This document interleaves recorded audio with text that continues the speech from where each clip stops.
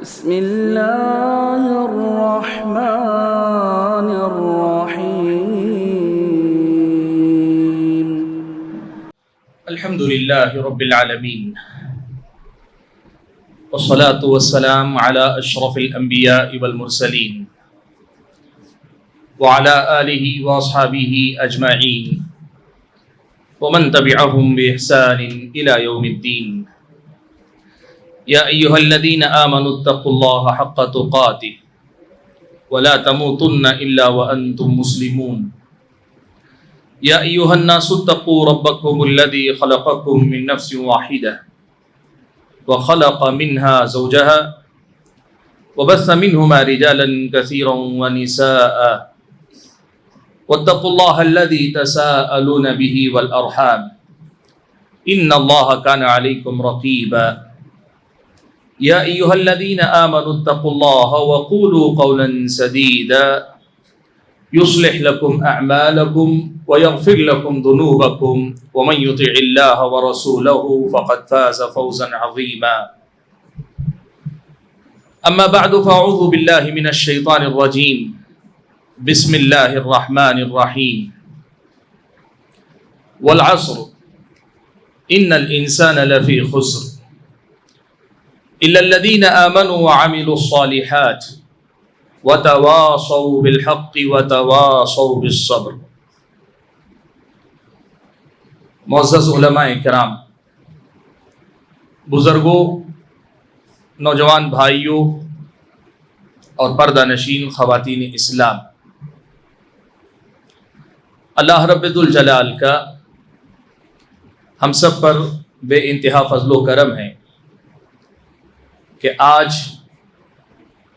اس کے اس گھر میں اس نے مجھ کو اور آپ کو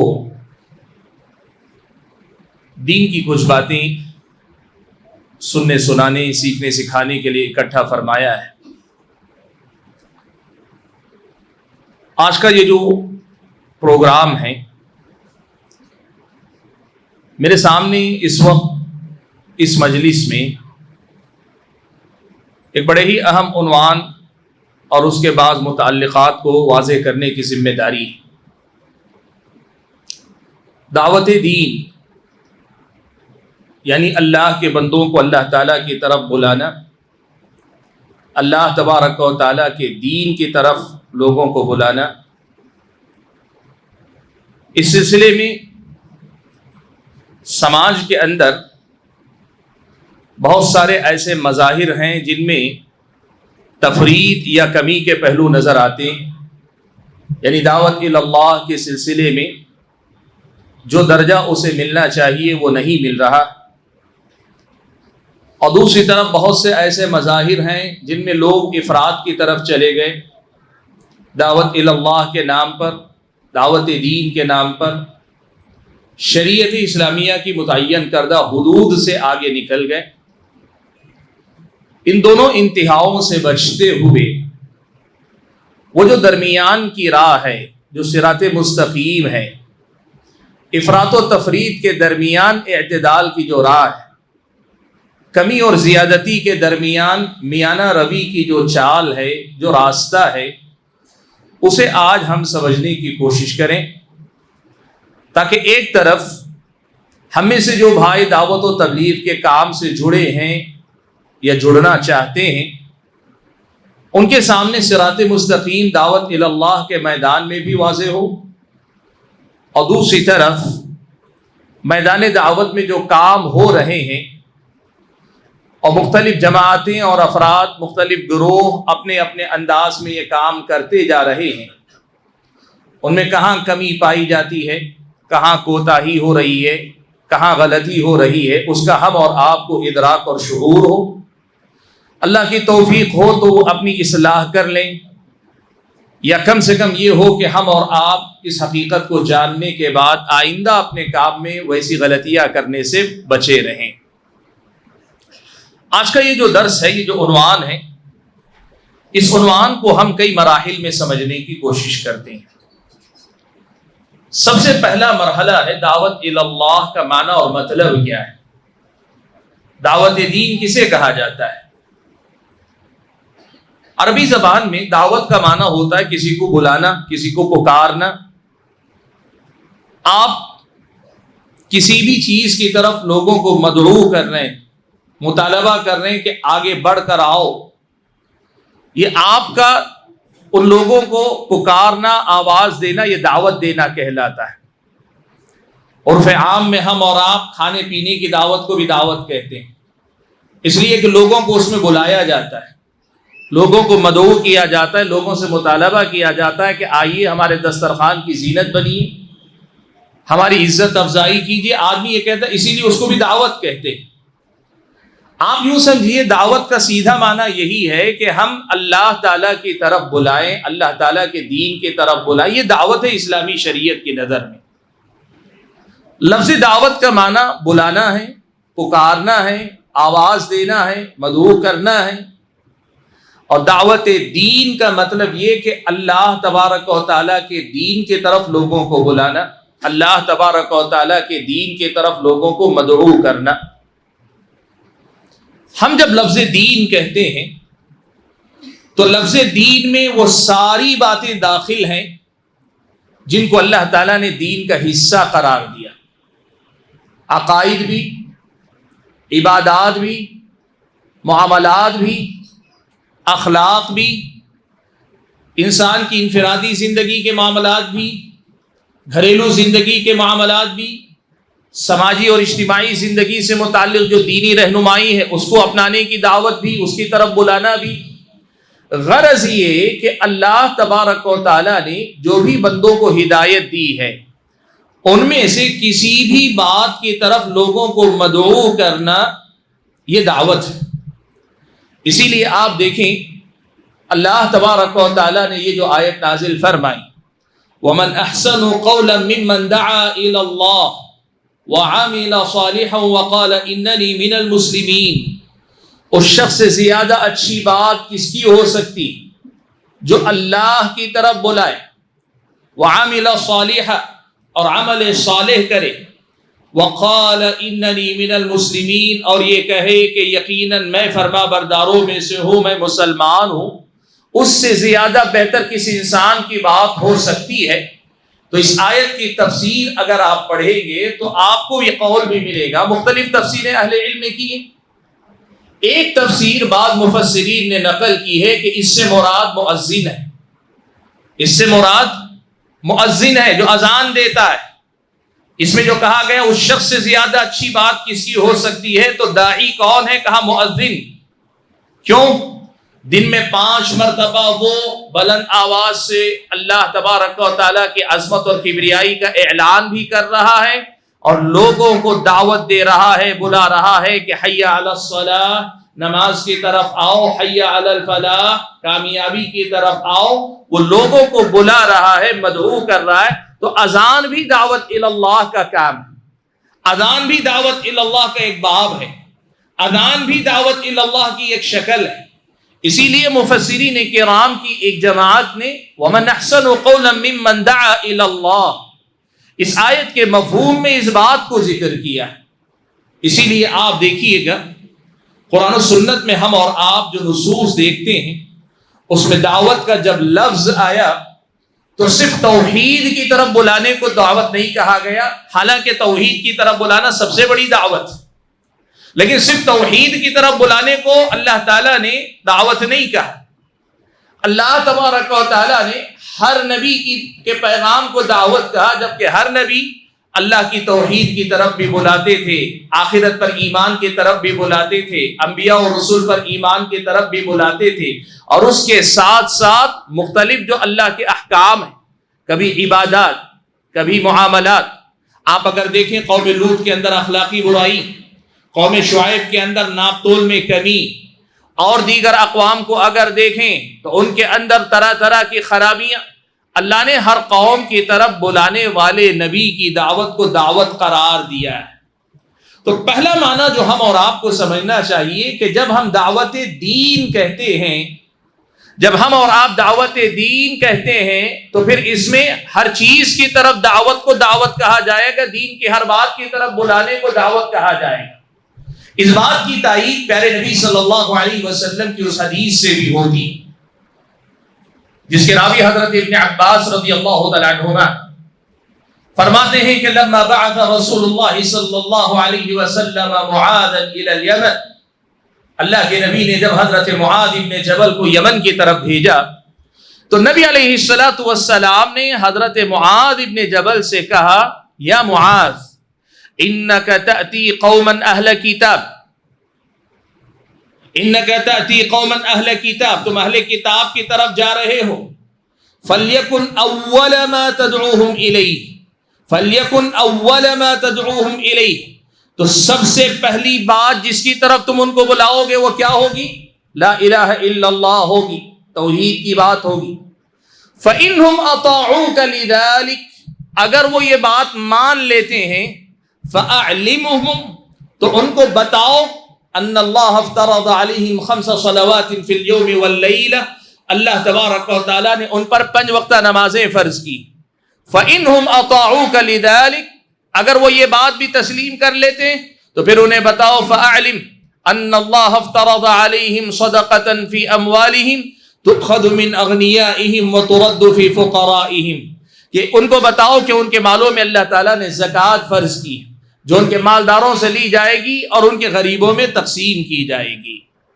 اس حدیث میں آپ بظاہر دیکھیں کچھ لوگ یہ کہہ سکتے ہیں کہ دیکھو اللہ تعالیٰ نے پہلی بات جب ذکر کی تو کہا فَأَوَّلَ مَا تَدْعُوهُمْ إِلَيْهِ، لا الہ الا اللہ کی طرف دعوت دینے کو دعوت کہا، لیکن نماز اور زکوٰۃ کے بارے میں کہا فَأَعْلِمْهُمْ، ان کو بتا دو۔ یاد رکھیے گا الفاظ کے جو حقیقت ہوتی ہے اس کو سمجھنے کے لیے سیاق اور سباق کا سہارا ضروری۔ اللہ کے نبی کے یہ الفاظ اول ما تدعوہم الیہ، سب سے پہلی بات جس کی طرف تم بلاؤ گے وہ توحید ہونی چاہیے، تو اس کا مطلب یہ ہوا دوسری بات تیسری بات بھی دعوت ہی کا حصہ۔ تو دعوت جو دو گے اس میں سب سے پہلے توحید کی بات، پھر نماز کی بات، پھر زکوٰۃ کی بات، یعنی فرائض اور واجبات سب سے پہلے گنائے جانے چاہیے توحید کے قبول کرنے کے بعد۔ لیکن اللہ کے نبی نے اس حدیث میں گویا تمام باتوں کی طرف دعوت کو دعوت قرار دیا۔ آپ اگر قرآن و سنت کا مطالعہ کریں بہت ساری آیات ہیں جو اس بات پہ دلالت کرتی ہیں کہ اللہ کی طرف بلانا، اللہ تعالیٰ کی طرف بلانا، یہ جو ہے اللہ تبارک و تعالیٰ کی طرف دعوت دینا یا دعوت دین ہے۔ یہ بنیادی مسئلہ قرآن میں آپ جا بجا دیکھیں، ادعو الی سبیل ربک، آپ اپنے رب کے راستے کی طرف بلائیے، اور رب کا راستہ صرف توحید نہیں، نماز بھی ہے، زکوٰۃ بھی ہے، روزہ بھی ہے، حج بھی ہے، حلال و حرام بھی ہیں، اخلاق بھی ہیں، معاملات کے اصول و آداب بھی ہیں، ساری چیزیں اللہ تبارک و تعالیٰ کا راستہ۔ ادعو الی سبیل ربک، آپ اپنے رب کے راستے کی طرف بلائیے۔ سارا راستہ اس لیے کہ جسے سبیل کہا گیا وہی صراط مستقیم ہے، اور صراط مستقیم صرف توحید اور شرک کا مسئلہ نہیں، کفر اور ایمان کا مسئلہ نہیں، کل دین کا معاملہ اللہ تبارک و تعالیٰ کی طرف دعوت کا ہے، کل معاملہ صراط مستقیم کی طرف دعوت کا ہے۔ تو یہ بات بڑی واضح آپ کو سمجھنی چاہیے کہ دعوت دین جب ہم کہتے ہیں تو دین کے ہر مسئلے کی طرف دعوت دینا یہ دعوت اللہ ہے، یہ اللہ تعالیٰ کے راستے کی طرف بلانا ہے۔ یہ پہلی بات تھی کہ دعوت اللہ یا دعوت دین کا مفہوم کیا ہے۔ دوسری بات جو ہم سمجھیں گے وہ یہ دعوت اللہ کا حکم کیا ہے، حکم شرعی کیا ہے۔ اہل علم کے درمیان اس مسئلے میں دو رائے ہیں۔ بعض اہل علم نے کہا یہ دعوت اللہ کا کام فرض عین ہے۔ فرض عین کا مطلب یہ ہوا کہ ہر وہ شخص جو مسلمان ہو جائے اس پر جس طرح نماز فرض ہے، روزہ فرض ہے، استطاعت رکھنے پہ زکوٰۃ اور حج فرض ہے، ایسے ہی دعوت اللہ کا کام کرنا فرض ہے، یعنی آدمی لوگوں کو اللہ تعالیٰ کے دین کی طرف بلاتا رہے، یہ فرض ہے، ہر مسلمان پہ فرض ہے۔ اہل علم کی ایک جماعت نے یہ بات کہی، وہیں دیگر اہل علم نے کہا کہ نہیں، دعوت اللہ کا کام فرض کفایہ ہے، دعوت اللہ کا کام فرض کفایہ۔ ہاں فرض کفایہ جس طرح کبھی کبھار حالات اور ظروف کے تحت فرض عین کے درجے میں جا سکتا ہے، جیسے جہاد فی سبیل اللہ کا حکم ہے، جہاد فی سبیل اللہ فرض کفایہ، جب اسلامی حکومت میں باقاعدہ جہاد ہو تو یہ فرض کفایہ ہے۔ الا ان کے اگر حالات ایسے ہوں جیسے اللہ کے نبی کی زندگی میں آپ دیکھیں جنگ احد کے اندر یا جنگ بدر کے اندر مسئلہ یہ تھا کہ اسے فرض عین کے درجے میں نہیں رکھا گیا تھا، لیکن وہی جنگ تبوک کا موقع آیا تو اسے فرض کفایہ کے درجے میں اللہ کے نبی نے رکھا ضرورت کے حساب سے۔ تو صحیح مسئلہ اس سلسلے میں یہ ہے کہ دعوت اللہ کا کام فرض کفایہ ہے، فرض کفایہ کا درجہ ہے اس کا۔ ہاں اب بقیہ جو لوگ ہوں گے دعوت اللہ کے سلسلے میں ان کی یہ ذمہ داری بنتی ہے کہ وہ یہ فرض کفایہ ادا کرنے والے جماعت کے معاون اور مددگار بنے۔ میں دلائل کی تفصیل میں جاؤں گا تو بات لمبی ہوگی، صرف مختصر اشارہ کر دیتا ہوں۔ جن اہل علم نے یہ کہا کہ یہ دعوت اللہ کا کام فرض عین ہے، انہوں نے سورہ آل عمران کی آیت کنتم خیر امت اخرجت للناس، تم بہترین امت ہو جنہیں لوگوں کی ہدایت کے لیے لوگوں کے لیے نکالا گیا ہے، تأمرون بالمعروف وتنہون عن المنکر سے استدلال کیا۔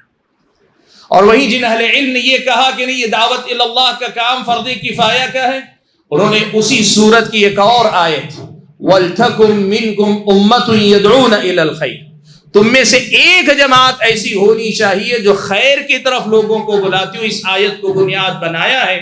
اور راجح مسئلہ آپ اگر دیکھیں گے اہل علم کے پاس تو یہی ہے کہ یہی راجح ہے کہ دعوت اللہ کا کام فرض کفایہ ہے۔ البتہ فرض کفایہ ماننے کے ساتھ ساتھ کچھ دو نزاکتیں جن کو یاد رکھنا چاہیے۔ پہلی بات، فرض کفایہ کا مطلب یہ کہ ایک جماعت کو یہ کام ہر دم کرنا چاہیے، ہر پل کرنا چاہیے، مسلسل کرتے رہنا چاہیے، اور یہ کام مسلسل کرتے ہوئے خیال یہ رکھنا چاہیے کہ اللہ تعالیٰ کا دین اللہ تعالیٰ کے بندوں تک پہنچتا رہے، اور اس معاملے میں مسلمان بھی غیر مسلم بھی سب تک اللہ تبارک و تعالیٰ کا دین پہنچتا رہے۔ اتنی جماعت کو کم از کم دعوت اللہ کا کام انجام دیتے رہنا چاہیے۔ ایک بات، اب یہ تعداد ضرورت کے حساب سے کم بھی ہو سکتی ہے، ضرورت کے حساب سے بڑھ بھی سکتی ہے، لیکن اتنے لوگ کم سے کم میدان میں کام کریں جو اللہ تعالیٰ کے دین کو اللہ تعالیٰ کے بندوں تک پہنچاتے رہیں اور اللہ کے بندوں کو اللہ تعالیٰ کے دین کے طرف بلاتے رہیں۔ ایسی ایک تعداد کا کم سے کم کام کرنا فرض ہے، یہ فرض کفایہ۔ اگر اتنی تعداد یہ کام کرتی ہے پوری امت کے طرف سے یہ فریضہ ادا ہو جائے گا۔ اور اگر یہ فریضہ ادا نہیں ہو پا رہا ہے پوری امت اللہ تعالیٰ کے پاس اس سلسلے میں گنہگار ہوگی، یہ فرض ادا نہ ہونے کی جواب دہی پوری امت کو کرنی پڑے گی۔ اسی لیے ایک جماعت دعوت اللہ کا کام کرے گی، وہ مسلمانوں کے اندر ہو، وہ غیر مسلموں کے دائرے میں ہو، وہ پوری انسانیت کو اللہ تعالیٰ کی طرف بلانے کے لیے کام کرنے والے افراد۔ اب بقیہ لوگ جو یہ کام کر نہیں رہے ہیں ان کی یہ ذمہ داری بنتی ہے کہ اس جماعت کے کام کرنے کی جو حاجتیں جو ضرورتیں ہوگی ان کو فراہم کرنے میں اپنا حق ادا کرے، اپنی ذمہ داری نبھاتے رہیں، مالی اعتبار سے، معنوی اعتبار سے، یا اپنے وسائل کے اعتبار سے، یا پھر اپنے اثر و رسوخ کے اعتبار سے، اپنے تعلقات کے اعتبار سے بقیہ لوگ معاون اور مددگار بنے رہیں۔ یہ بہت ضروری ہے۔ اگر جماعت تو تیار ہے، وہ کام بھی کر رہی ہے، لیکن امت کے بقیہ افراد ان کی وہ ضرورتیں پوری نہیں کر رہے ہیں جن سے یہ کام مسلسل پورا ہو سکے، تو پھر وہ لوگ ذمہ دار ہوں گے جو یہ سہولتیں فراہم کر سکتے تھے نہیں کر سکیں۔ دعوت اللہ کا کام فرض کفایہ ہے، لیکن اس کے ساتھ یہ باریکی ملحوظ رہنی چاہیے۔ دوسری بات، دعوت اللہ کے کام سے جڑا ایک اور مسئلہ ہے جسے ہم کہتے ہیں امر بالمعروف اور نہی عن المنکر۔ یہ دعوت اللہ کے معنی میں اصطلاح و استعمال ہونے والی ایک اور اصطلاح جو قرآن مجید کے اندر آئی، لیکن ان میں سے ایک پہلو ہے وہ ہے انکار منکر کا، برائی سے روکنے کا جو مسئلہ ہے۔ اس معاملے میں اسلامی شریعت نے کہا یہ فرض عین کے درجے میں ہے استطاعت رکھنے والے پر۔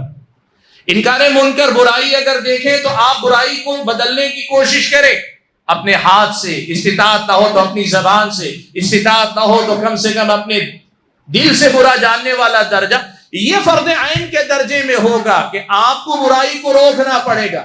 رہی بات پوری طرح سے متفرغ ہو کر، فارغ ہو کر اللہ کے دین کی طرف لوگوں کو بلانے کا کام، یہ کام امت کی ایک جماعت کرتی رہی تو کافی ہوگا. یہی اسلامی شریعت نے ہم اور آپ کو بتایا ہے. یہی بات کتاب و سنت کی روشنی میں راجح قرار پاتی. اسی لیے آپ دیکھیے پیارے نبی صلی اللہ علیہ وسلم نے خاص طور پہ مدنی زندگی کے اندر آپ دیکھیں سارے صحابہ کو اللہ کے نبی صلی اللہ علیہ وسلم نے اس کا مکلف نہیں کیا کہ سارے صحابہ دنیا میں پھیل جائیں نکل جائیں. نہیں، صحابہ کی ایک بڑی تعداد یقیناً بادشاہوں کے پاس بھیجی گئی، قبائل کے پاس بھیجے گئے، یقیناً مختلف مسائل میں انہوں نے اپنا اپنا فرض نبھایا. لیکن ایک جماعت صحابہ کی مدینہ میں رہتی تھی. مدینہ میں رہنے والے جو صحابہ کی تعداد تھی وہ ایسے نہیں تھے کہ وہ 24/7 24 گھنٹے داعی اور مبلغ بن کے پھرتے ہوں، ایسا نہیں تھا. تو یہ جو مسئلہ ہے دعوت اللہ کا، یہ فرض کفایہ کے درجے میں ہے. لیکن یہ فرض کفایہ کام پورا ہونا چاہیے، اس درجے تک جا کر سب لوگوں کو یہ کام انجام دینا چاہیے. تیسری بات جو آپ کے سامنے اس سلسلے میں میں کہنا چاہوں گا وہ ہے دعوت اللہ کی فضیلت کیا ہے، یہ کام کرنے کی فضیلت کیا ہے. سب سے پہلی بات تو یہ ہے کہ بندہ جب یہ فرض ادا کرتا ہے تو پوری امت کی طرف سے اس فرض کو ادا کر رہا ہے، پوری امت کی طرف سے اس فریضے کو ادا کر رہا ہے. اور اللہ تعالیٰ نے حدیث قدسی میں یہ بات واضح الفاظ میں بیان فرمائی، وَمَا تَقَرَّبَ إِلَيَّ عَبْدِي بِشَيْءٍ أَحَبُّ إِلَيَّ مِمَّا افْتَرَضْتُهُ عَلَيْهِ. بندہ کسی فریضے کو ادا کر کے مجھ سے قریب ہوتا ہے تو جس قدر میرے نزدیک محبوب بنتا ہے کسی اور چیز کی انجام دہی کے ذریعے اتنا محبوب نہیں بنتا ہے. مطلب یہ ہے کہ یہ اللہ تعالیٰ کا سب سے محبوب عمل ہے کہ اللہ کے عائد کردہ فرائض کو ادا کیا جائے، وہ فرض عین کے درجے میں ہو کہ فرض کفایہ کے درجے میں ہو. فرائض کی ادائیگی اللہ تعالیٰ کو سب سے زیادہ محبوب ہے. تو بندہ اگر یہ عمل کر رہا ہے تو اللہ تعالیٰ کا محبوب بندہ بنتا چلا جاتا ہے. یہ پہلا درجہ. اور دوسرا درجہ یہ کہ اگر وہ بندہ یہ سوچ کر کے فرض تو نہیں ہے لیکن پھر بھی میں آگے بڑھ کر یہ کام کرنے کی کوشش کروں گا، تو پھر آپ یہ بات یاد رکھیے گا اسلامی شریعت آپ کو یہ بتاتی ہے کہ نفل درجے میں بھی آپ اگر دعوت اللہ کا کام کرتے ہیں بہت بڑی نیکی، بہت بڑا اجر و ثواب ہے. قرآن سنت میں دعوت اللہ کی فضیلت پر بے شمار آیات اور احادیث آئی.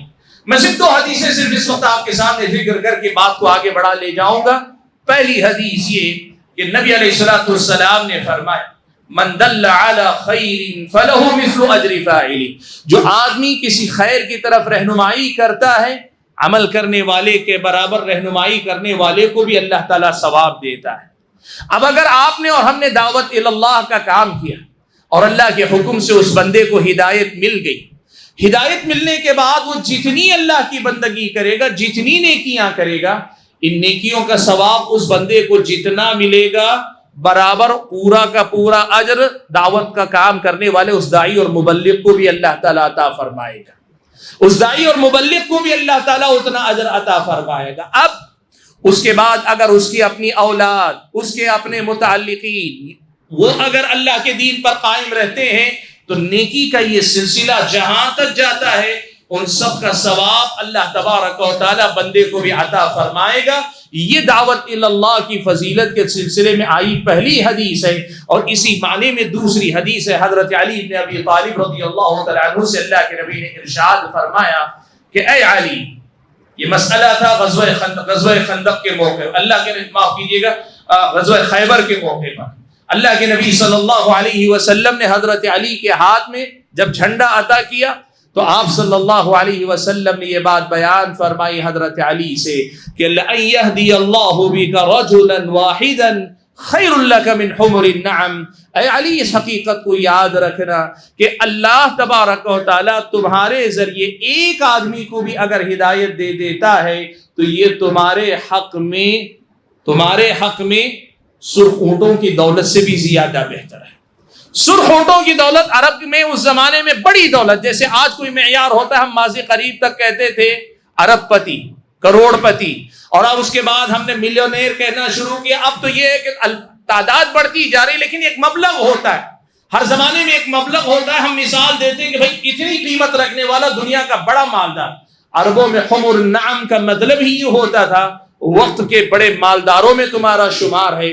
نبی علیہ الصلوۃ والسلام نے فرمایا اگر اللہ تعالیٰ تمہارے ذریعے ایک آدمی کو بھی اگر ہدایت دے دیتا ہے، اس کا تمہارے ہاتھ پہ ہدایت پا جانا تمہارے لیے سرخ اونٹوں کی دولت سے بھی کہیں زیادہ بہتر ہے۔ حاضرین گرامی قدر، یہ اس کی فضیلت کی بات ہے۔ رہی بات جو موضوع کا اصل حصہ ہے وہ ہم یہاں سے شروع کرتے ہیں۔ دیکھیے ایک پہلی بات یاد رکھیے گا، یہ جو دعوت اللہ کا کام ہے یہ صرف شوق کا کام نہیں، یعنی یہ کام صرف شوق اور جذبے سے کرنے کا کام نہیں۔ میں آپ سے ایک مثال بتا دے کر سوال کرتا ہوں، آپ میں سے کسی آدمی کو مان لیں کہ مان لیں ابھی اسلام قبول کے ایک آدمی نے اور وہ نماز پڑھنا چاہتا ہے، شوق ہے اسے نماز پڑھنے کا، وہ سیدھے آ کر جو ہے نماز پڑھنا چاہتا ہے لیکن نماز سیکھنا نہیں چاہتا، شوق ہے میں نماز پڑھوں گا۔ صرف نیا مسلمان نہیں جس کے پاس سیکھنے کا وقت ہے سیکھ کر آ کے نماز پڑھ سکتا ہے، ایسا نہیں، وہ آدمی صرف شوق میں آ رہا ہے، کہہ رہا میرے پاس شوق ہے، میں شوق سے عبادت کرنا چاہتا ہوں، تو کیا اس کے لیے اس کا شوق یہ جواز فراہم کر دیتا ہے کہ تم من مانے طریقے پر، من چاہے طریقے پر، اپنے انداز میں جیسے چاہے نماز پڑھ لو؟ نہیں، شوق اپنی جگہ، لیکن نماز کو نماز کے طریقے پہ پڑھنا پڑے گا۔ شوق اپنی جگہ، بڑے مبارک ہو کہ تمہارے اندر یہ شوق پیدا ہوا، لیکن جس کام کو کرنے جا رہے ہو اس کام کا اپنا ایک طریقہ ہے، اس کا اپنا ایک نہج ہے، اس کا اپنا ایک منہج ہے، اس کا اپنا ایک طریقہ ہے، اس طریقے پر سیکھ کر تمہیں کام کرنا پڑے گا۔ بھائیوں، میں ایک مثال آپ کے سامنے دینا چاہتا ہوں۔ ماضی قریب میں امت کے پچھلے تقریباً 25 سال کا دور دیکھیے، تقریباً 80 کی دہائی سے لے لیجئے، 25 نے، اب تو آپ جو ہے مطلب تقریباً 40 سال کہہ سکتے ہیں۔ 80 کے دہائی کے بعد سے ایک چیز آپ دیکھیں گے، امت کے اندر بعض تنظیموں نے لوگوں کے اندر جہاد کا شوق پیدا کیا، اللہ کی راہ میں جہاد ہونا چاہیے، اس کا شوق لوگوں کے اندر پیدا کیا۔ لیکن شوق تو پیدا کیا، لیکن اسلامی شریعت میں جسے جہاد کہا جاتا ہے وہ جہاد کیا ہے، اس کے اصول و آداب کیا ہے، اس کے ضابطے کیا ہے، یہ لوگوں کو سکھانے کی کوشش نہیں کی، اسے صرف لوگوں کے شوق اور جذبے کا معاملہ بنا کر چھوڑ دیا۔ نتیجہ کیا ہوا معلوم ہے آپ کو؟ نتیجہ یہ ہوا کہ آج 40 سال کے بعد حاصل امت کے پاس کیا، امت نے کیا پایا؟ جو بھی کوششیں ہوئی امت نے کیا پایا ہے؟ اگر آپ دیکھیں گے اتنا گنوایا ہے کہ اس کے مقابلے میں ہم نے پایا کچھ نہیں ہے، اتنا گنوایا ہے کہ اس کے مقابلے میں ہم نے پایا کچھ نہیں ہے۔ وجہ کیا ہے؟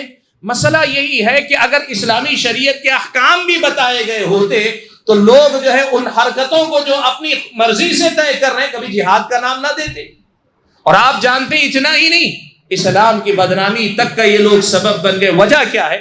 شوق صرف لوگوں کے اندر پیدا کر دیا گیا، صرف شوق لوگوں کے اندر پیدا کر دیا گیا، اور اس کے بعد گویا میدان میں چھوڑ دیا گیا کہ اس نام پر جو چاہے کرتے پھرو۔ نہیں، ایسے نہیں ہو سکتا۔ اسلامی شریعت بتاتی ہے کہ دعوت اللہ کا کام ہو یا جہاد فی سبیل اللہ کا کام ہو یا تیسرا کوئی حکم ہو، نماز و روزہ، یہ سب عبادتیں، اور عبادت کتاب و سنت کی تعلیمات کے مطابق ہونا چاہیے، سلف صالحین کے منہج کے مطابق ہونا چاہیے۔ اللہ تبارک و تعالیٰ کا دین ہے تو اللہ تعالیٰ کے دین کی تعلیمات کے مطابق ہی یہ کام ہونا چاہیے۔ آپ جانتے ہیں اعمال کی قبولیت کے لیے 2 شرطیں ہیں، اعمال کی قبولیت کے لیے 2 شرطیں، ایک ہے بندے کا اس میں مخلص ہونا، اور دوسری چیز ہے عمل کا سنت کے شریعت کے موافق ہونا، مطابق ہونا۔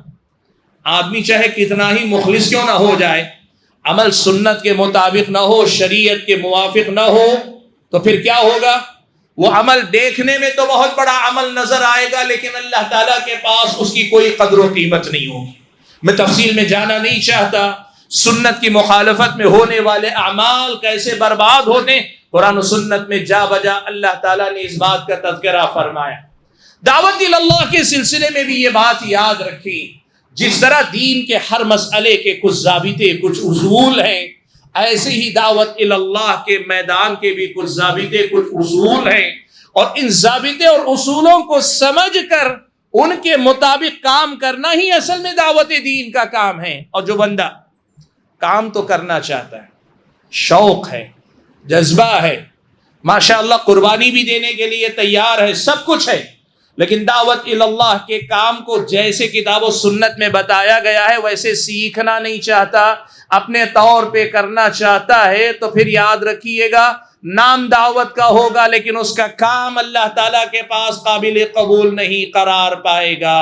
آپ کو معلوم ہے ابن قیم رحمۃ اللہ علیہ نے ایک بڑی اہم بات ذکر کی۔ ابن قیم فرماتے ہیں کہ اللہ تبارک و تعالیٰ نے بندوں کو جس بات کا بھی حکم دیا ہے، اللہ نے جس بات کا بھی حکم دیا ہے، اس میں شیطان انسانوں کو کیا کرتا ہے؟ الا وللشیطان فیہ نزعۃ، شیطان اس میں دو میں سے کسی ایک طرف بندے کو کھینچ کر لے جاتا ہے، یا تو لوگوں کو تفرید کی طرف لے جاتا ہے، کمی کی طرف لے جاتا ہے۔ اور کمی کی طرف لے جانے کا مطلب کیا ہوا؟ مان لیجیے یہ دعوت کا کام، یہ صراط مستقیم، یہ سنت کا راستہ، یہ شریعت کا بتایا ہوا راستہ، آدمی اس سے پیچھے رہ جائے، اس سے پیچھے رہ جائے، تفرید کا شکار ہو جائے تو بھی صراط مستقیم سے ہٹ جاتا ہے۔ اور اگر بندہ افراط کی طرف چلا جائے، اس افراط اور زیادتی کی طرف، غلو کی طرف چلا جائے، تب بھی بندہ صراط مستقیم سے ہٹ جاتا ہے۔ اب شیطان کیا کرتا ہے؟ جن لوگوں کے ساتھ افراط کا معاملہ کر سکتا ہے ان کو افراط کی طرف لے جاتا ہے، اور جن لوگوں کو تفرید کی طرف لے جا سکتا ہے ان کو تفرید کی طرف لے جا سکتا ہے۔ اور آج کے دور کی سچائی یہ ہے، دعوت اللہ کے باب میں یہ دونوں قسم کے مظاہرے دیکھنے کو ملتے ہیں۔ تفرید کیا ہے؟ تفرید کیا ہے؟ میں مختصر پہلے ذکر کر لوں، پھر اس کے بعد کچھ مظاہر آپ کے سامنے رکھوں گا۔ تفرید یہ ہے کہ جن لوگوں کے اندر دعوت اللہ کی اہلیت ہے، علماء، علم والے، وہ لوگ جن کے اندر اللہ نے قابلیت بھی رکھی، صلاحیت بھی رکھی، ان کے سامنے مواقع بھی رکھی، امکانات بھی رکھے ہیں، وہ لوگ اپنے آپ کو دعوت اللہ کے کام سے غافل رکھے ہوئے، یا انہوں نے اپنے آپ کو کہیں محدود کر لیا، کہیں محصور کر لیا ہے۔ وہ دعوت اللہ کے میدان کے تقاضوں کو سمجھ کر بھرپور طریقے سے کام کرنے کے لیے تیار نہیں ہے۔ میدان کا ایک حصہ تو مشغول ہے لیکن دوسرا حصہ فارغ چھوڑا ہوا ہے، الگ الگ شکلیں ہیں۔ تفریط یہ ہے کہ جو لوگ قابل ہیں، کر سکتے ہیں، اہلیت رکھتے ہیں، جن کو کرنا چاہیے، جو اس کے اصل ذمہ دار ہیں، وہ لوگ اس میدان میں کما حقہ محنت کرنے کے لیے تیار نہ ہو۔ میدان کا ایک حصہ خالی چھوٹے یا کہیں کمی رہ جائے، کوتاہی ہو جائے، یہ تفرید کا دروازہ۔ اور افراط یہ ہے کہ دعوت اللہ کے نام پر ایسے لوگوں کو جو لوگ اس کے اہل نہیں ہیں، جو لوگ اس کی قابلیت نہیں رکھتے شریعت مطہرہ کی نظر میں، جو لوگ شریعت مطہرہ کی نظر میں اس کے اہل نہیں ہیں، ایسے لوگ اس میں داخل ہو جائیں اور داخل ہو کر دعوت کے نام پہ وہ کام کریں جو کتاب و سنت کی تعلیمات سے میل نہ کھاتے ہوں، اسلامی شریعت سے اتفاق نہ رکھتے ہوں، سلف صالحین کے منہج پہ کھرے نہ اترتے ہوں، کتاب و سنت کو سلف صالحین کے مطابق سمجھانے کے بعد جو بات منقع ہو کر سامنے آتی ہے اس کی پابندی کرنے کے لیے تیار نہ ہو، یہ افراط ہے۔ اور شیطان کیا کرتا ہے پتہ ہے؟ جن کو تفرید کی طرف لے جا سکتا ہے لے جاتا ہے، جن کو افراط کی طرف لے جا سکتا ہے لے جاتا ہے، لیکن بہرحال چاہتا یہ ہے کہ یہ کام کرنے والے لوگ افراط و تفرید کا شکار ہو جائیں، اور اس افراط و تفرید کے درمیان جو اعتدال کی راہ، کتاب و سنت کی راہ، سلف صالحین کے منہج کے مطابق چلنے کی جو راہ ہے، دعوت اللہ کے میدان میں سلف صالحین کے منہج کے مطابق کام کرنے کی جو راہ ہے، اس راہ پر لوگوں کو گامزن رہنے نہیں دیتا ہے۔ اور آج کا اصل مدعا اور مسئلہ یہی ہے کہ ہم اسی افراط و تفرید کے درمیان الجھے ہوئے اصل شاہراہ پر رہ کر کام کرنے کے سلسلے میں ہمارے اور آپ کے پاس بڑی کمی اور کوتاہی پائی جاتی ہے۔ چلیے میں آپ کے سامنے میدان دعوت میں جو مظاہر دیکھنے کو مل رہے ہیں ان کو میں نمبر وار 1 2 3 4 کر کے کچھ گناتا ہوں، اور آپ دیکھیے ان میں سے کچھ تفرید کے مظاہر ہوں گے، ان میں سے کچھ افراط کے مظاہر ہوں گے، کچھ لوگ تفرید کا شکار ہیں، کچھ لوگ افراط کا شکار ہیں، اور ان دونوں کے درمیان دعوت اللہ کا کام جو صحیح منہج پر ہونا چاہیے وہ کام متاثر ہوتا جا رہا ہے۔ کیا مظاہر ہیں؟ سب سے پہلا مسئلہ یہ ہے، دعوت اللہ کے باب میں کچھ لوگ تفرید کا شکار ہیں۔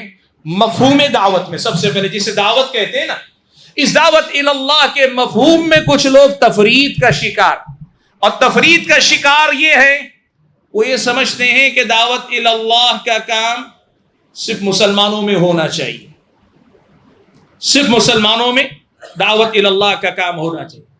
میں یہ نہیں کہہ رہا ہوں کہ مسلمانوں میں ہونا چاہیے کہ نہیں ہونا چاہیے، صرف محدود کر لینا۔ ان کے نزدیک کچھ ایسا مسئلہ ہے کہ غیر مسلموں میں گویا کام کوئی کام نہیں ہے، حتیٰ کہ بعض لوگ یہاں تک کہتے نظر آتے ہیں کیا ضرورت ہے آج غیر مسلموں میں کام کرنے کی، کیا ضرورت ہے آج غیر مسلموں میں کام کرنے کی، آج تو اللہ کے فضل و کرم سے اسلام ہے زمین پر، یہ کافی۔ میں باریکی میں گئے بغیر صرف ایک نقطے کی طرف اشارہ کرنا چاہتا ہوں۔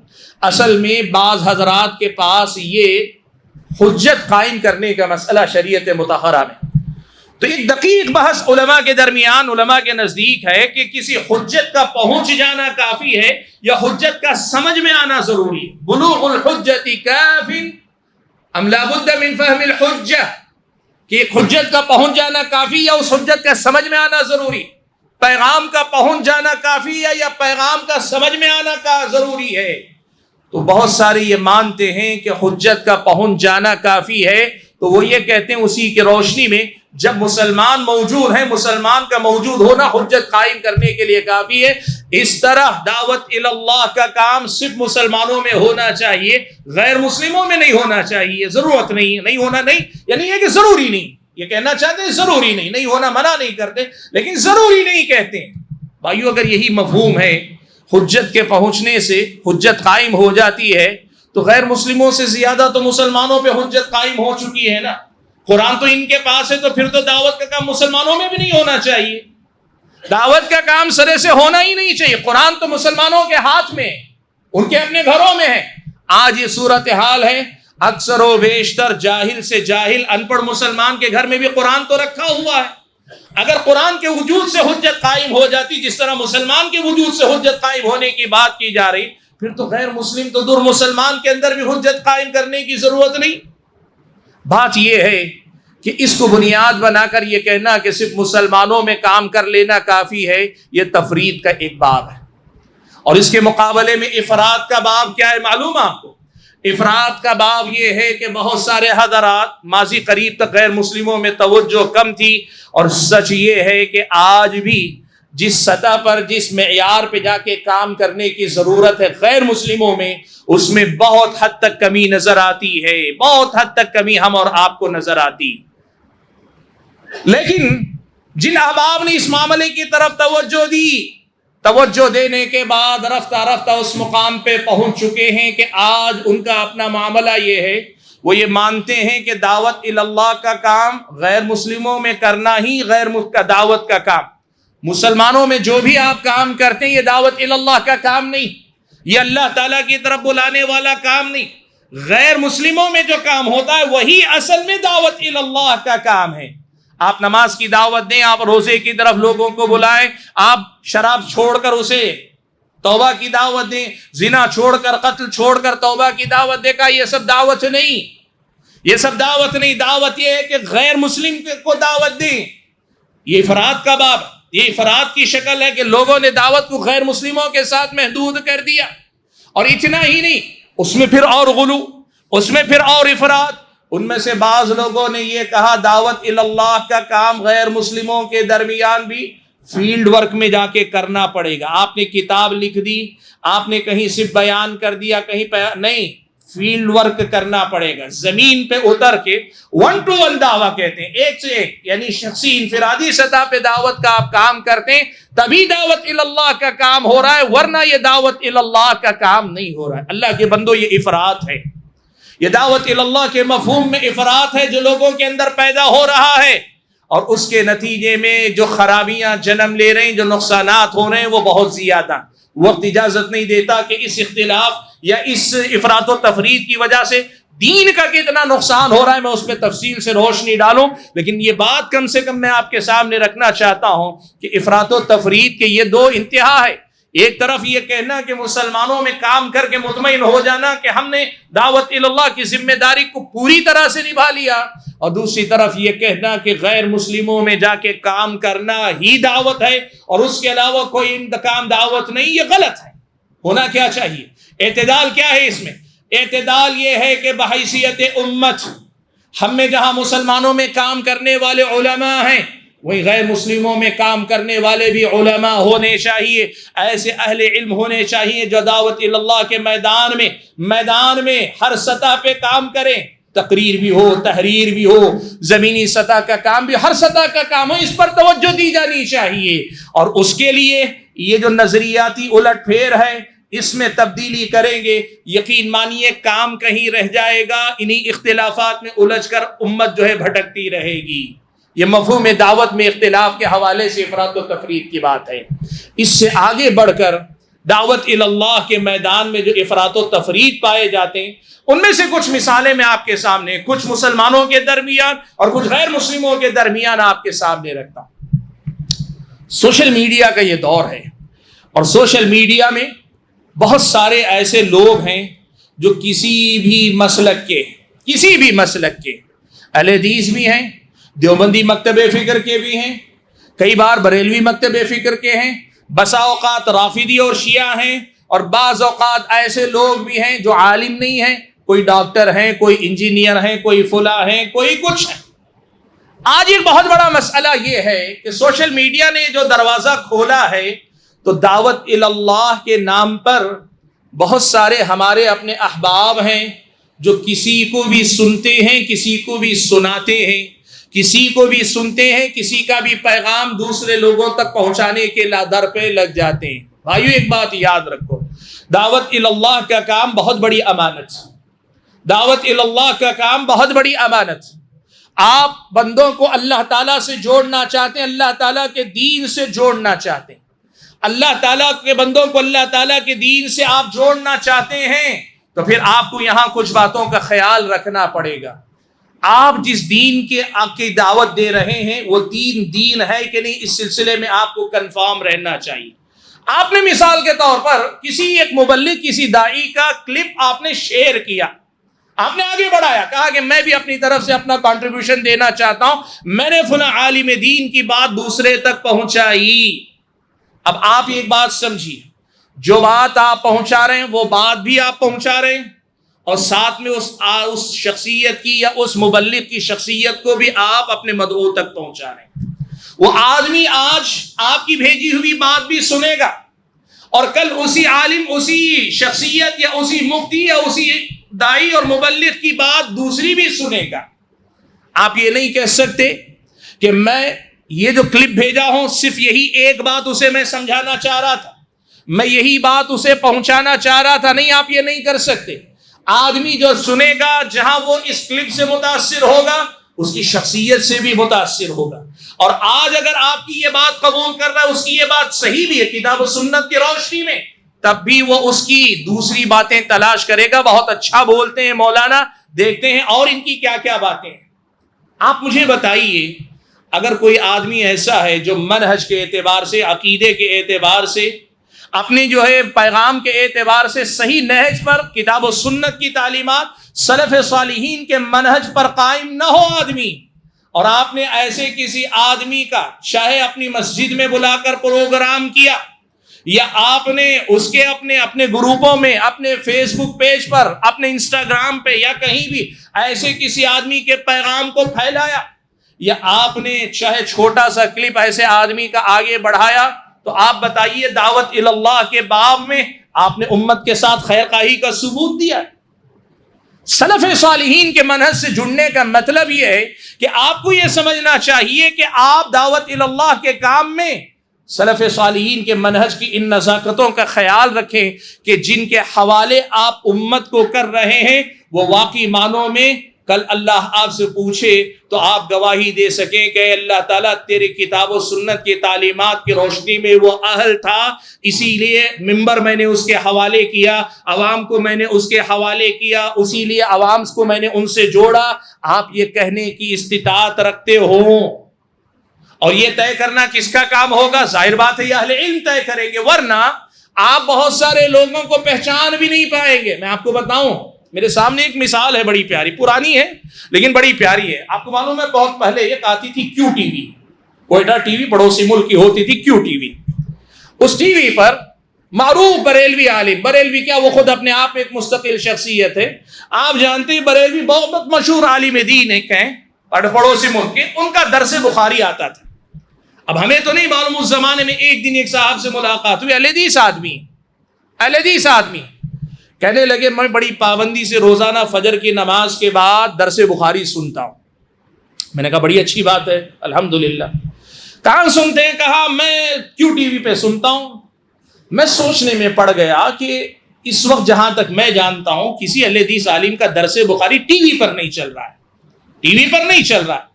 میں بہت دیر تک سوچتا رہا، سمجھ میں نہیں آیا. میں نے پوچھا نام کیا ہے ان کا، تو ان کو نام نہیں معلوم تھا، لیکن پورے وثوق سے کہتے رہے کہ نہیں درس بخاری اور بالکل اہل حدیث عالم ہے، اور وہ جو ہے درس بخاری دے رہے ہیں. میں نے بہت سوچا، پھر اس کے بعد میں نے ذہن دوڑایا کیو ٹی وی اور درس بخاری، تو مجھے اچانک یاد آیا پڑوسی ملک کے ایک عالم دین ہے طاہر القادری، آپ نے نام سنا ہوگا. طاہر القادری کے درس بخاری کو اہل حدیث عالم کا درس بخاری سمجھ کر وہ ہمارا بھائی روزانہ سن رہا ہے. اب میں اس تفصیل میں نہیں جاؤں گا کہ طاہر القادری کی شخصیت اپنے عقائد اور نظریات میں کیسی شخصیت ہے. نظریات ایسے ہیں کہ بریلوی مکتب فکر کے لوگ بھی کئی مرتبہ اس سے دستبرداری کا اعلان کر چکے. یعنی آدمی اس قدر زیادہ اپنے عقائد کے اندر متنازع آدمی، منحرف آدمی ہے کہ کئی لوگ جو ہے براہ راست اس کے بارے میں بریلوی مکتب فکر کے لوگ اس سے برات کا اعلان کر چکے ہیں. لیکن ہمارے اپنے لوگ، اب آپ سوچیں اس بھائی نے کتنے لوگوں کو بتایا ہوگا میں درس بخاری سنتا ہوں تم بھی سنو، میں درس بخاری سنتا ہوں تم بھی سنو، اہل حدیث عالم کا درس بخاری ہے. یہ وہ مسئلہ ہے جس کی طرف میں آپ کی توجہ پھیرنا چاہتا ہوں کہ دیکھیے دعوت اللہ کے نام پر یہ شوق کافی نہیں ہے کہ آپ دعوت اللہ کا کام کرنا چاہتے ہیں. کتاب و سنت کی تعلیمات کے معیار پہ اتر کر آپ کو دیکھنا پڑے گا کہ آپ امت کو کن علماء کے حوالے کر رہے ہیں. آپ جانتے ہیں اس ملک کے اندر درس قرآن کے نام پر بہت ساری شخصیتیں، بہت سارے، ڈاکٹر اسرار احمد کی بات ہو یا دیگر اور کئی ایسے افراد ہیں جو اردو زبان میں بولنے والے، جن کے دروس کو لوگوں نے بہت پھیلایا. اور آج اس کا نتیجہ کیا ہے معلوم ہے آپ کو؟ اس کا نتیجہ یہ ہے کہ لوگوں نے درس قرآن تو سنا ہی سنا، لیکن درس قرآن سے فہم قرآن کا سفر تو کیا بڑھتا، منحرف افکار، خارجی افکار سے لوگوں کی قربت اور نزدیکی بہت زیادہ بڑھتی چلی گئی. مثالیں میں اگر دیتا جاؤں، بہت ساری مثالیں. میں صرف ضابطے کے طور پر ایک بات آپ کو بتانا چاہ رہا ہوں کہ آپ یہ بات سوچئے کہ اردو زبان میں کام کرنے والے بہت سارے احباب جس کو چاہے یہ جو فراہم کرتے چلے جاتے ہیں، یہ بہت بڑا المیہ. اور اسی میں ضمناً 2-3 باتیں اور بتا دیتا ہوں جو مسلمانوں کے دائرے کے اندر کی باتیں. مسلمانوں کے دائرے کے اندر ایک بات یاد رکھیے، سوشل میڈیا پر آپ کو بہت سارے ایسے مبلغین ملتے ہیں جو صرف چٹکلے سناتے ہیں، قصے سناتے ہیں اور لوگوں کو ہنساتے ہیں. اور یقیناً ایسا نہیں کہ صرف ہنساتے کوئی ایک بات تربیت کی سکھا جاتے ہیں، کوئی ایک بات بتا کر چلے جاتے ہیں.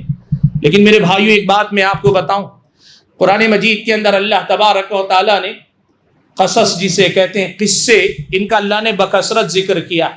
لیکن ہمیشہ یہ بات یاد رکھیے کہ ہماری دعوت، کتاب و سنت کی جو دعوت، اس دعوت پر کام کرنے والے علماء کا منہج اور اس کے مقابلے میں واعظین اور قصاص کے منہج پر کام کرنے والے لوگوں کے منہج میں بڑا فرق ہے. ہمارا منہج یہ ہے کہ ہم لوگوں کو کتاب و سنت سے جوڑنا چاہتے ہیں، ہم لوگوں کو دلائل سے جوڑنا چاہتے ہیں، ہم لوگوں کو شخصیت پرستی یا لوگوں کے قصہ گوئی کہانی سے ہٹا کر سیدھے سیدھے قرآن و سنت کی وہ پرشکوہ تعلیمات، وہ جو عظمت والی تعلیمات، ان سے جوڑنا چاہتے ہیں.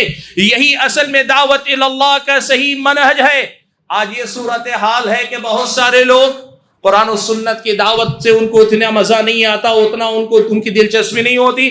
فلاں اور فلاں پسند آتے ہیں اس لیے کہ وہ چٹکلے سناتے ہیں، وہ بڑے مزے کے قصے سناتے ہیں. اللہ کے بندو، دعوت اللہ کا منہج یہ نہیں ہے کہ آپ چٹکلے سنا کر لوگوں کو زیادہ سے زیادہ ہنسائیں اور بیچ میں 1-2 باتیں تربیت کی کر لے جائیں. اس کا نام جو دعوت اللہ نہیں ہے. دعوت اللہ کا صحیح منہج وہ ہے جو نبی علیہ الصلوۃ والسلام نے اپنایا. آپ دیکھیں گے اللہ کے نبی صلی اللہ علیہ وسلم نے جو قصے سنائے، اللہ کے نبی صلی اللہ علیہ وسلم نے جو مثالیں بیان کی، ان مثالوں کے اندر ہنسنے ہنسانے کی باتیں شاذ و نادر آپ کو ملے گی۔ اللہ کے نبی صلی اللہ علیہ وسلم جو مثالیں دیتے ہیں وہ مسائل کی تفہیم، تشریح، وضاحت کے باب سے ہوتی ہیں۔ آپ یہ مسئلہ دیکھیں، بہت سارے لوگ ایسے ہیں جو دعوت اللہ کے میدان میں اسی طرز پر کام کرنے کو پسند کرتے ہیں، بلکہ میں نے تو سنا بعض لوگ ہمارے بعض علماء کو مشورہ دیتے ہیں، نہیں ہمارے علماء کو بھی بالکل ایسے قصوں کے انداز میں لوگوں کی تربیت کرنی چاہیے۔ سبحان اللہ، یہ دعوت اللہ کا منہج نہیں۔ اللہ کے بندوں کو اللہ کا کلام سناؤ۔ یہ بندوں کی روح آسمانوں پہ پیدا کی گئی اور ان کی ہدایت کے لیے آسمان سے جو قرآن اتارا گیا، جو حدیث رسول بھیجی گئی، یہ اللہ کا پیغام ہے۔ جو اللہ کا پیغام سیدھے ان کی روح کو مخاطب کرتا ہے، یہ پیغام سناؤ۔ اصل دعوت یہ ہے اللہ تعالیٰ کے بندوں۔ اور دوسری ایک اور بات، میدان دعوت میں جو مسلمانوں کے اندر افراط و تفریط کے مظاہر، ان میں سے ایک یہ ہے کہ کچھ لوگ دعوت اللہ کے کام میں صرف میٹھی میٹھی باتیں کرنا چاہتے ہیں، یعنی امر بالمعروف کریں گے، نیکی کی باتیں بتائیں گے، لیکن نہی عن المنکر نہیں کریں گے، برائی سے نہیں روکیں گے۔ اللہ کی توحید کے لیے اللہ کی عظمت اور کبریائی بیان کریں گے، لیکن شرک کیا ہے اس پہ کبھی بات نہیں کریں گے۔ سنت کی ترغیب دلائیں گے، یہ بھی سنت ہے، چھوٹی چھوٹی سنتوں کو، چھوٹی کا مطلب جو معمولات زندگی کے جو چھوٹے چھوٹے معاملات، اس میں سنتیں یاد دلائیں گے، لیکن بدعتوں پہ کبھی نکیر نہیں کریں گے، بدعتوں پہ کبھی انکار کرنا پسند نہیں کریں گے۔ اس کو کہتے ہیں میٹھی میٹھی دعوت دینا۔ اللہ کے بندو، اسلامی شریعت اس چیز کا نام نہیں۔ امر بالمعروف کے ساتھ نہی عن المنکر ہے، اور لا الہ الا اللہ میں انکار پہلے ہے، اقرار بعد میں ہے۔ اللہ کے بندو، دعوت مکمل ہوتی۔ دعوت کا صحیح منہج یہ ہے کہ آپ توحید سمجھائیں تو شرک پہ روکنے کی بھی بات کریں، آپ اسلام سمجھائیں تو کفر کی وضاحت بھی آپ لوگوں کے سامنے کریں، آپ سنت لوگوں کو بتاتے ہیں تو بدعت بھی لوگوں کو بتائیں۔ اور یاد رکھو اللہ تعالیٰ کے بندو، یہ جو طریقہ ہے کہ آپ صرف میٹھی میٹھی باتیں بتائیں گے، لوگ کہتے ہیں صرف پازیٹیو اپروچ رکھنی چاہیے۔ جی ہاں، اپروچ پازیٹیو رکھیے، لیکن انکار منکر میں، بدعت کو بدعت کہیے، شرک کو شرک کہیے، اس کو آپ جتنے اچھے انداز میں سمجھا سکتے ہیں سمجھائیے، لیکن پازیٹیو اپروچ کا یہ مطلب اگر سمجھے صرف ہم سنت کی فضیلت بیان کریں گے، بدعت سے نہیں روکیں گے، یہ دعوت اللہ میں انحراف ہے۔ اللہ تعالیٰ کے بندو، آج ہمارے سماج میں یہ بات پائی جاتی ہے کہ لوگ کیا کرتے ہیں، انکار منکر کے لیے تیار نہیں، امر بالمعروف جتنا چاہے کریں، اور اسی میں دعوت اللہ میں مسلمانوں کے دائرے میں جو انحرافات پائے جاتے ہیں، افراط و تفریط، اس کا ایک مظاہرہ کیا ہے معلوم ہے؟ معاف کیجئے گا، ہمارے اپنے علماء کرام کا زیادہ اس میں قصور ہے، اور دوسرے نمبر پہ ہمارے جو جتنے مساجد کے ذمہ دار ہیں اور ہماری جو جمعیت و جماعت کے ذمہ دار حضرات ہیں وہ اس کے ذمہ دار ہیں۔ دیکھو، اللہ کے نبی کی سنت یہ تھی کہ اللہ کے نبی جب تقریر کیا کرتے تھے نا، تو آپ ایک مثال، میں جتنا طالب علم ہے کی حیثیت سے ایک دعویٰ کر رہا ہوں، تقریر اور خطاب میں اللہ کے نبی نے کبھی صحابہ کو ہنسایا ہو، ایک مثال آپ کو نہیں ملے گی۔ اللہ کے نبی کا طریقہ کیا ہوتا تھا؟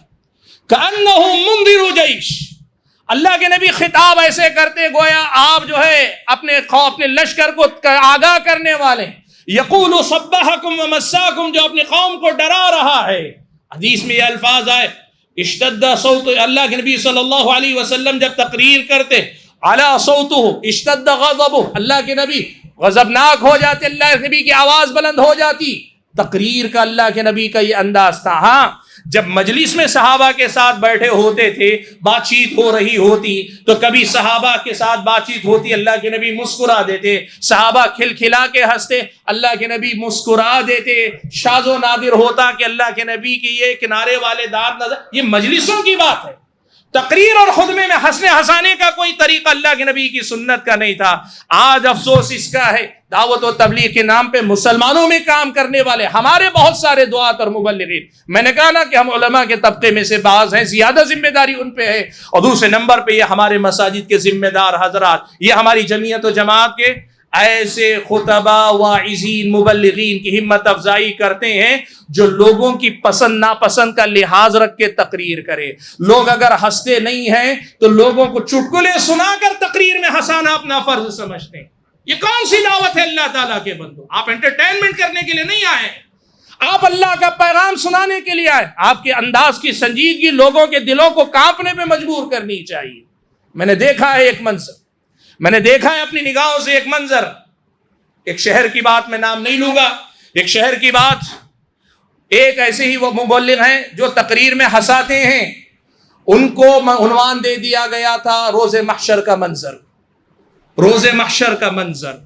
وہ اسٹیج پر آئے ہیں تو پبلک ذہنی طور پہ تیار ہے، معلوم ہے یہ آدمی آئے تو کامیڈی کرے گا، یعنی ہنسائے گا، لوگ ہنسنے کے لیے تیار بیٹھے، اور یہ صاحب بھی وہ جو آخرت کا روز محشر کا منظر ہے اسے بیان کرنے کی کوشش کر رہے ہیں، اور اس اسکول میں بھی کوئی چٹکلا پیدا کرنے کی کوشش کر رہے ہیں، کچھ الفاظ ایسے لانے کی کوشش کر رہے ہیں۔ افسوس اس کا ہے نہ ان کو احساس ہے، نہ اس عوام کو احساس ہے۔ نفسی کا عالم جہاں ہونا چاہیے، لوگوں کے رونگٹے کھڑے ہو جانے چاہیے، ایسے موضوع پہ بات کرتے ہوئے بھی ہماری قوم ہنسنا چاہتی ہے۔ اللہ کے بندو، اللہ کے بندو، یہ دعوت اللہ کے میدان میں ہو رہی ہے، ہماری وہ غلطیاں ہیں جن کی اصلاح ہمیں کرنی چاہیے۔ یہ جو ہماری جمعیت و جماعت کے ذمہ دار ہیں، یہ جو ہمارے مساجد کے ذمہ دار علماء، جو ذمہ دار حضرات ہیں، انہیں یہ ساری باتیں سمجھنی چاہیے۔ یہ ذمہ داری کوئی آسان نہیں، یہ ذمہ داری کوئی آسان نہیں۔ جماعت و جمعیت کی ذمہ داری، مسجدوں کی ذمہ داری، اور ان سب سے بڑھ کر میں کو ہمارے اپنے معزز علماء کرام سے، میں آپ سے بہت چھوٹا ہوں، لیکن میں آپ سے یہ گزارش بغیر لاگ لپیٹ کے کرنا چاہتا ہوں، محاسبہ کرنا پڑے گا مجھ سمیت ہم سب کو، کہ ہم یہ جو روش اپنائے ہوئے ہیں، دعوت اللہ کا یہ کام نہیں، یہ اس انداز کا کام نہیں اللہ تعالیٰ کے بندہ۔ اور اسی باب سے یہ بھی کہنا چاہوں گا، غیر عالم طبقہ، غیر عالم، آپ کچھ بھی ہو سکتے ہیں، قابل ہیں سب کچھ۔ دیکھیے میں ایک بات بہت واضح الفاظ میں بیان کرتا ہوں، کسی ایسی زبان میں جس زبان میں لوگوں کو نصیحت کرنے کی ضرورت ہے، کوئی مستند عالم وہ زبان جاننے والا نہیں، غیر عالم میں سے جو بہتر سے بہتر آدمی اس زبان میں بول سکتا، آپ اسے لائیے۔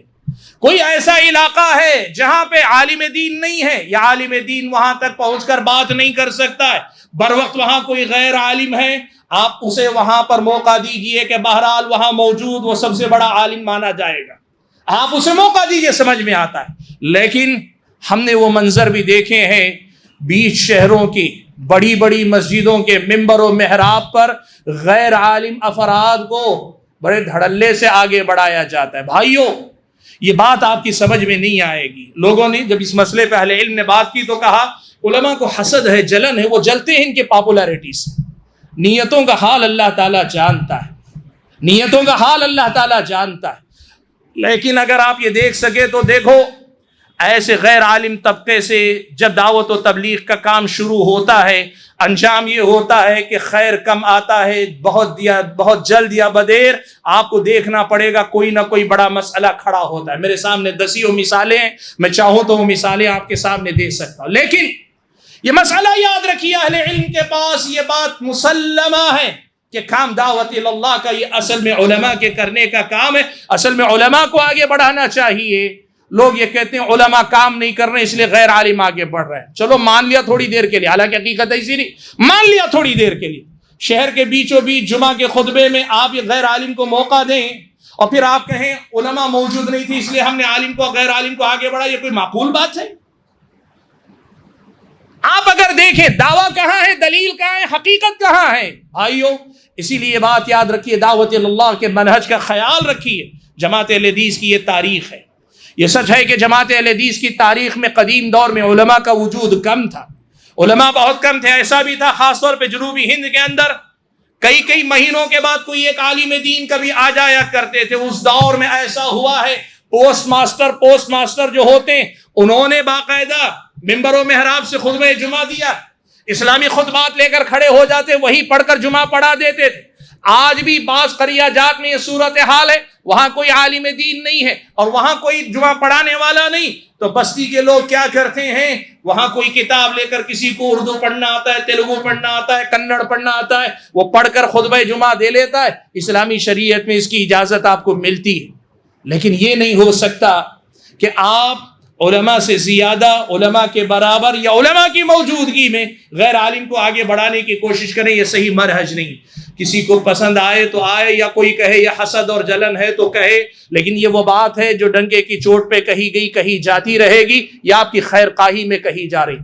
جلد یا بدیر آپ کو پتا چلے گا کہ کیوں علماء اس مسئلے پہ اتنا زیادہ زور دے رہے ہیں۔ حاضرین گرامی قدر، وقت میرا بہت زیادہ ہو چکا، تھوڑا سا وقت باقی ہے، مجھے ذرا غیر مسلموں میں دعوت و تبلیغ کے کام میں ہونے والی افراط و تفرید کی طرف بھی جانا ہے۔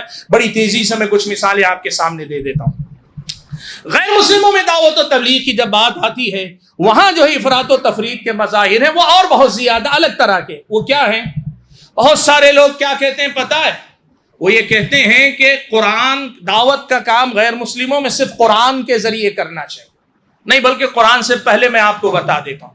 بہت سارے لوگ یہ کہتے ہیں کہ بھئی قرآن سے دعوت و تبلیغ کا کام نہیں کرنا چاہیے، آدمی کو اصل میں عقل سے چت کرنا چاہیے. یعنی آپ انٹلیکٹ کے ذریعے، انٹلیکچوئل وے میں، یعنی آپ اپنی سمجھ بوجھ کا استعمال کر کے پہلے اسے قائل کر لیجئے، اس کے بعد جا کر پھر قرآن کا پیغام، حدیث کا پیغام یہ سب بعد میں دیجئے.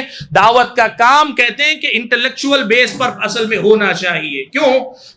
کہا اس لیے کہ آدمی کے دل و دماغ میں جو شبہات بیٹھے ہوتے ہیں، آپ قرآن پڑھیں گے تو وہ تو قرآن پر ایمان ہی نہیں رکھتا نا، وہ تو قرآن پہ ایمان ہی نہیں رکھتا، تو آپ قرآن کیا سمجھ پائے گا؟ آپ کے لیے کی بات، قرآن کی بات دونوں ایک ہے اس کے لیے. اس لیے انٹلیکچوئل وے میں، یعنی آدمی کو عقلی دلائل کے ذریعے، عقلانی اسلوب پہ جا کر لوگوں کے سامنے یہ کام کرنا چاہیے کہ پہلے اپنے طور پہ جواب دیں. نتیجہ کیا ہے معلوم ہے؟ میدان میں کام کرنے والے بہت سارے ہمارے بھائی ایسے ہیں جو کیا کرتے ہیں، کوئی بھی سوال، کوئی بھی اعتراض آتا ہے، اپنی عقل سے جواب دینے کی کوشش کرتے ہیں، سمجھتے ہیں کہ ہم بہت بڑا کام کر رہے ہیں.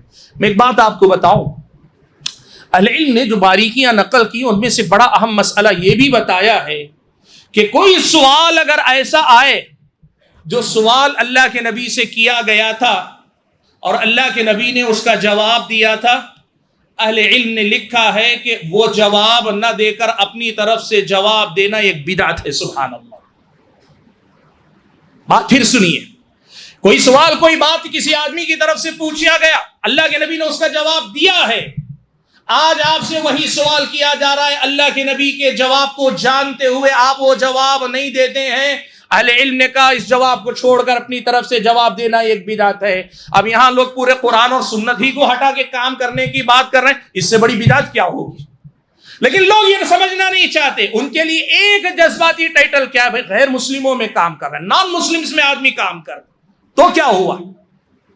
کیا اس بات کی چھوٹ دے دی جائے گی کہ غیر مسلموں میں کام کر رہے ہیں تو آپ منچائے طریقے پہ کریں، منمانے طریقے پہ کریں؟ نہیں، یہ نہیں ہو سکتا. کتاب و سنت کی تعلیمات کے آپ بھی اتنے ہی پابند ہیں جتنا ایک نمازی پابند ہے، جتنا ایک مبلغ مسلمانوں کے دائرے میں پابند ہے، آپ بھی اتنے کے پابند ہیں. اور دوسری بات، بعض لوگوں نے یہ کہا کہ ہم جو ہے صرف قرآن لوگوں کو سنائیں. کہا کیوں؟ کہ قرآن اللہ تعالیٰ کی وحی ہے، قرآن اللہ تعالیٰ کی وحی ہے. یہ وحی جب اللہ تعالیٰ کی لوگوں سے خطاب کرے گی سیدھے لوگوں کے دلوں پہ اثر کرے گی. ہاں، اسلام قبول کر لینے کے بعد، اسلام قبول کر لینے کے بعد پھر ہم حدیث رسول بتائیں گے تاکہ وہ نماز سیکھ لے، زکوٰۃ سیکھ لے، حج سیکھ لے، روزہ سیکھ لے، حلال و حرام سیکھ لے. کا ہم صرف قرآن کے ذریعے، دعویٰ بالقرآن، دعویٰ بالقرآن. یاد رکھو اللہ کے بندو، دین کی جو دعوت ہے دعویٰ بالقرآن والسنہ ہے. قرآن اور سنت دونوں کے ذریعے دعوت دینی. آپ اگر سیرت پڑھیں گے تو سیرت میں آپ کو ایک بات واضح طور پہ نظر آئے گی. وہ کیا ہے معلوم ہے؟ اللہ کے نبی نے یقیناً غیر مسلموں کے سامنے قرآن پڑھ پڑھ کر سنایا. یتلو علیہم آیاتی، آپ اللہ کے قرآن کی آیتیں پڑھ پڑھ کر سناتے. لیکن اللہ کے نبی نے ہمیشہ صرف قرآن سنایا ہو ایسا نہیں ہے. اللہ کے نبی کی سیرت میں ایک سے زائد واقعات آپ کو ملیں گے جس میں اللہ کے نبی صلی اللہ علیہ وسلم نے قرآن کی ایک آیت پڑھے بغیر لوگوں کو اسلام کی دعوت دی. ایک صحابی آئے، ایک صاحب آئے، صحابی تو بعد میں ہوئے، ایک صاحب آئے، اللہ کے نبی صلی اللہ علیہ وسلم نے ان کے سامنے خطبہ پڑھ کر سنایا. وہ جو خطبہ جمعہ میں ابتدا میں پڑھا جاتا ہے، اللہ کے نبی نے وہ خطبہ پڑھ کر سنایا. وہ آدمی شاعر تھا، وہ آدمی بڑا جو ہے باکمال انسان تھا. اسے اتنا پسند آیا، اس نے کہا دوبارہ سنائیے. اللہ کے نبی نے دوبارہ وہی خطبہ پڑھ کر سنایا. صرف وہ خطبہ سن کر وہ آدمی اسلام لے آیا. نبی کا طریقہ، نبی کا اسوہ، نبی کی سنت بتاتی ہے کہ دعوت کا کام قرآن سے بھی، حدیث سے بھی، دونوں سے ہوتا ہے. اور جو آدمی صرف کہتا ہے میں صرف قرآن کے ذریعے دعوت کا کام کروں گا، وہ اکثر و بیشتر بہت ساری گمراہیوں کو جگہ دے گا. آج میں بتاؤں، یہی بات قرآن فہمی کے نام پہ ڈاکٹر اسرار احمد، اور ان سے پہلے میں آپ کی بات شروع کروں، علامہ حمید الدین فراہی، اور ان کے بعد امین احسن اصلاحی، اور ان کے بعد موجودہ دور میں جاوید احمد غامدی، اور اسی طرح ڈاکٹر اسرار احمد، اور ان کے بعد پاکستان پڑوسی ملک کے بہت سارے حضرات، یہ سب فہم قرآن کی بات کرتے ہیں. لیکن فہم قرآن کے باب میں حدیث رسول کو چھوڑنے کی بات کرتے ہیں۔ آج اس کا نتیجہ یہ ہے کہ ان سب کے ذریعے انکار حدیث کا بہت بڑا دروازہ امت کے اوپر کھلا ہوا ہے۔ قرآن سے جوڑنے کے نام پہ انکار حدیث کا دروازہ کھلا ہوا ہے، اور یہی بات غیر مسلموں میں دعوت و تبلیغ کی، یہی بات میں نے کہی نا۔ آندھرا کے ایک علاقے کی صورتحال میں آپ کو بتا رہا ہوں، یہ حقیقی صورتحال وہ کیا ہے۔ یہ بات ایک علاقے میں آندھرا کے کچھ منکرین سنت تھے، اب انکار سنت کی دعوت دیتے تھے، قرآن صرف قرآن صرف قرآن صرف قرآن۔ کچھ لوگ متاثر ہوتے تھے، زیادہ طور ان کا انکار کرتے تھے، لوگ بچ جاتے تھے۔ اب ان لوگوں نے دیکھا کہ یہ جو غیر مسلموں میں دعوت و تبلیغ کا کام کرنے والے لوگ ہیں، بعض لوگ کیا کر رہے ہیں، وہ یہ کہہ رہے ہیں کہ قرآن سے صرف دعوت دینی چاہیے، تو ان کو لگا اس سے اچھی سواری ہمارے لیے اور کچھ نہیں ملتی، تو انہوں نے اس میں شمولیت اختیار کر لی اور دعوت کا کام کرنا شروع کیا، اور یہ کہا قرآن کے ذریعے دعوت دیں گے۔ غیر مسلموں میں دعوت و تبلیغ کے نام پر صرف قرآن کے ذریعے دعوت دینے کا نعرہ بلند ہوا، اس کی پیٹھ پر انکار حدیث کا فتنہ سوار ہو کر اس علاقے میں آج یہ صورتحال ہے کہ غیر مسلموں میں دعوت و تبلیغ کا کام کرنے والے بعض حضرات خود منکر حدیث بنے ہوئے ہیں۔ صحیح منہج پہ کام کرنے کی ضرورت ہے اللہ تعالیٰ کے بندوں، کتاب و سنت کی تعلیمات، سلف صالحین کے منہج کے مطابق اسی پہ چل کے کام کرنا پڑے گا۔ اور میں یہ بات بھی بتانا چاہوں گا کہ دعوت اللہ کے باب میں اللہ تبارک و تعالیٰ کی دعوت کا جو مقصد ہے، اللہ کے بندوں کو اللہ کے بندوں سے جوڑنا ہے۔ مولانا مودودی نے یہ جو اقامت دین کا نظریہ پیش کیا، جس کے نتیجے میں حکومت الہیہ کا قیام یا نظام اسلام کا نفاذ یا پھر یہ کہ سسٹم کو تبدیل کرنے کی دعوت، اس چیز نے جب مقصد کا درجہ حاصل کر لیا، دعوت نے اپنی تاثیر کھو دی، دعوت نے اپنا اثر کھو دیا ہے۔ اور آج ایک بہت بڑا مسئلہ یہ ہے کہ دعوت و تبلیغ کے نام پر غیر مسلموں کی میں بات کر رہا ہوں، غیر مسلموں میں دعوت و تبلیغ کے نام پہ کام کرنے والے حضرات کی دلچسپی یہاں تک نہیں ہے کہ ایک بندہ کفر و شرک سے نکل کر باہر آ جائے، وہ چاہتے یہ ہے کہ اس سے آگے بڑھ کر وقت کے نظام سے ٹکرانے والا بن جائے، اس سے ٹکر لینے والا بن جائے۔ کتاب و سنت اور سلف صالحین کے منہج کی روشنی میں دعوت و تبلیغ کے میدان میں پایا جانے والا یہ بھی ایک افراط و تفریط کا مظاہرہ ہے۔ حاضرین گرامی قدر، مثالیں بہت ساری غیر مسلموں میں دعوت و تبلیغ کا کام کرنے والے افراد کے اندر بھی ایسی بہت ساری مثالیں پائی جاتی۔ کہنا کیا چاہتا ہوں، بتانا یہ چاہتا ہوں کہ دیکھو، اس کا سب سے آسان طریقہ یہ ہے کہ ہم اور آپ کتاب و سنت کی تعلیمات کی روشنی میں سلف صالحین کے منہج پر، اور اس کے لیے وقت کے مستند اور معتبر علماء کی سرپرستی میں آپ اگر کام کریں گے، آپ کا کام صحیح رخ پہ جائے گا اور اللہ کے پاس قابل قبول بھی قرار پائے گا۔ ورنہ محنتیں تو ہوتی رہے گی، نتائج بھی ہو سکتا ہے ملتے رہیں گے، لیکن آپ کا یہ عمل اللہ کے پاس قبول ہوا کہ نہیں، اس کی کوئی گارنٹی آپ کو نہیں دے پائے گا۔ اور اگر یہ عمل اللہ کے پاس قبول نہیں ہوگا، آپ کے ذریعے لوگوں کو ہدایت مل جائے گی، لیکن اللہ کے پاس آپ پکڑے جائیں گے اور ان کی نیکی آپ کے حساب میں کبھی نہیں لکھی جائے گی۔ کیوں؟ اس لیے کہ نیکی ملتی اس وقت ہے جب آپ کا عمل قابل قبول ہو، اور جب آپ نے منہج سے انحراف کر کے کام کیا تو اللہ کے پاس وہ عمل ضائع ہوگا، اور جو عمل ضائع ہو جائے اس پر نیکی کا سوال کہاں پیدا ہوتا ہے، اس پر اجر کا ثواب کہاں سے آپ کو مل سکتا۔ اسی لیے بھائیوں، اپنے آپ کو صحیح منہج پر کاربند رہ کر کام کرنے کی کوشش کرو۔ میں اپنی بات کو سمیٹتے ہوئے اس بنیادی نقطے کی طرف واپس آتا ہوں کہ میں نے اپنی گفتگو کا آغاز سورہ عصر سے کیا۔ اللہ تعالیٰ نے فرمایا وَالْعَصْرِ إِنَّ الْإِنسَانَ لَفِي خُسْرٍ إِلَّا الَّذِينَ آمَنُوا وَعَمِلُوا الصَّالِحَاتِ وَتَوَاصَوْا بِالْحَقِّ وَتَوَاصَوْا بِالصَّبْرِ۔ قسم ہے زمانے کی، ان الانسان لفی خسر، یقیناً تمام کے تمام انسان خسارے میں، الا الذین آمنوا، سوائے ان کے جو ایمان لائے، وعملوا الصالحات، عمل صالح کریں، وتواصوا بالحق، حق بات کی ایک دوسرے کو وصیت کریں، تلقین کریں، یعنی یہی اللہ تعالیٰ کے دین کی تلقین لوگوں کے اندر کرتے رہیں، وتواصوا بالصبر، اور ان تمام باتوں میں صبر کے ساتھ جمے رہے، ایک دوسرے کو صبر کی وصیت کرتے رہیں، تبھی جا کر ہم اور آپ کامیاب ہو سکتے ہیں۔ امام شافعی رحمۃ اللہ علیہ نے اس صورت کے بارے میں کہا تھا کہ اگر اللہ تعالیٰ لوگوں پر حجت قائم کرنے کے لیے کوئی اور آیت کوئی اور صورت نہ اتار کر یہی صورت اتار دیتا تو کافی ہوتا، اس لیے کہ اس آیت میں اس صورت میں اللہ تعالیٰ نے گویا ساری تعلیمات کا نچوڑ پیش کر دیا ہے۔ یہی سے آپ اندازہ لگا سکتے ہیں کہ اللہ کے دین کو اللہ تک کے بندوں تک پہنچانا کتنی بڑی ذمہ داری ہے۔ اللہ سے دعا کیجئے کہ اللہ تعالیٰ مجھے اور آپ سبھی حضرات اور خواتین کو جو کچھ ہم کہتے اور سنتے ہیں، جو کچھ ہم پڑھتے پڑھاتے ہیں، کتاب و سنت کی تعلیمات کی روشنی میں سلف صالحین کے منہج کے مطابق کام کرنے کی توفیق عطا فرمائے، اور اس کو اللہ تعالیٰ قبول فرمائے، اور ہم اور آپ کو اللہ تعالیٰ کی رضا اور خوشنودی کی خاطر صحیح طریقے پر کاربند رہنے کی توفیق عطا فرمائے۔ آمین۔ وآخر دعوانا ان الحمد للہ رب العالمین۔